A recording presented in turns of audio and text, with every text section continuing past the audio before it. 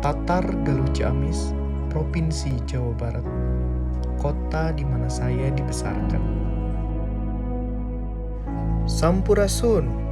Halo, saya Pratomo, Putra Pendidikan Indonesia, Delegasi Provinsi Jawa Barat 3. Menjadi pribadi yang mandiri, rendah hati dan tidak pernah menyerah, demikianlah saya dibesarkan.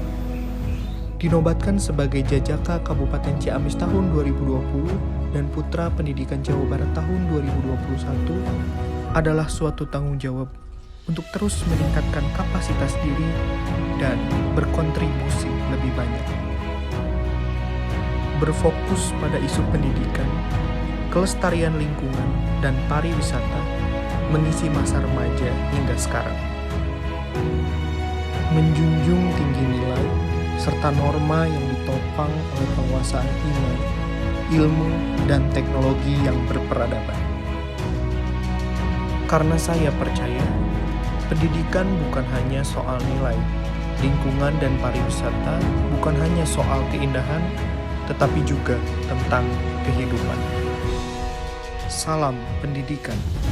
Galuh Galih Nagali, Jabar Juara lahir batin.